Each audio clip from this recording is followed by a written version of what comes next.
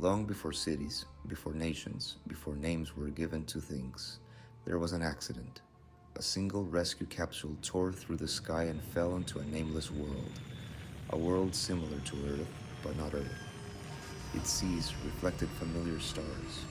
Its winds carried familiar scents, yet no mind had ever tried to understand it. The landing was violent. The capsule shattered upon the western island. Its origin was forgotten, its purpose erased. Inside were dogs and cats, not companions, not allies, only animals bound together by coincidence. At first, nothing changed. They scattered across the land, driven by instinct and fear. Some followed rivers and open plains. Others vanished into forests, hills, and distant shores. They hunted, they slept, they fought, they avoided one another. There were no questions. There was no memory beyond hunger. The sky was only light. The land was only ground. Time passed without meaning. Then, slowly, something changed. The mushrooms did not appear immediately.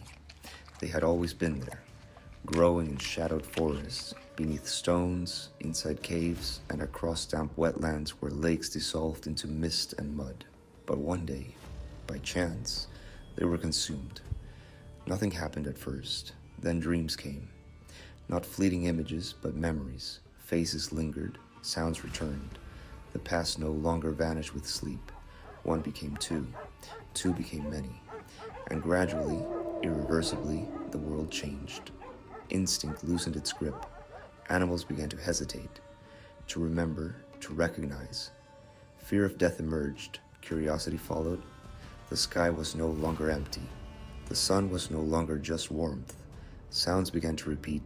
Gestures gained meaning. Marks were scratched into stone and earth. This was not intelligence, but it was awareness. They never understood the cause. To them, the mushrooms were not catalysts. They were miracles, sacred things, consumed in a ritual, feared and revered, guarded by those who claimed visions and voices beyond the self. Thus arose the first shamans.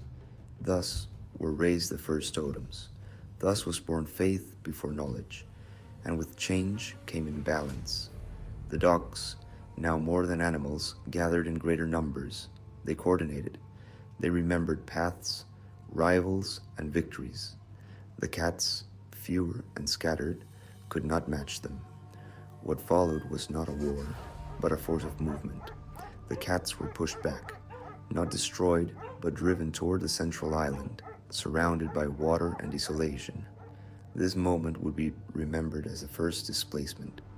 From that time onward, the world was divided, and still the change continued.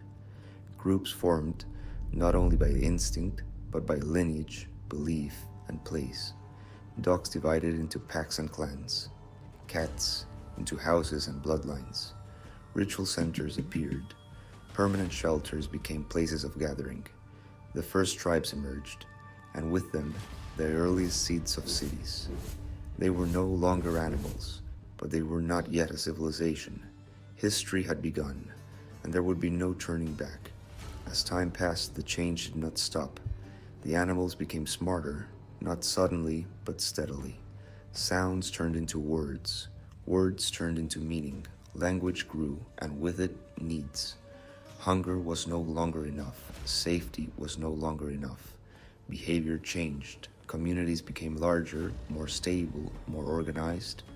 Simple rules emerged, first unspoken, then enforced. Roles were defined. Elders remembered. Shamans advised. Leaders began to appear. Hunting was no longer the only way to survive. Some groups learned to keep animals instead of chasing them. From constant movement, they turned to permanence. Shelters became homes. Homes became settlements. Sedentary life was born. With stability came diplomacy. Communities learned to negotiate, first to avoid conflict, then to gain advantage. Paths between territories became known. Meetings became routine. Trade began. Primitive, slow, based only on barter. Food for tools, hides for mushrooms, knowledge for safety. Where trade flowed, people gathered. and where people gathered, cities were born. Not great cities of stone and steel, but living centers of exchange, crowded, tense, alive. Yet intelligence did not erase instinct. No matter how advanced the mind became, competition remained. Borders hardened, differences mattered. Old fears took new forms. The conditions for conflict were set. War had not yet come, but it was inevitable. That story belongs to the next chapter.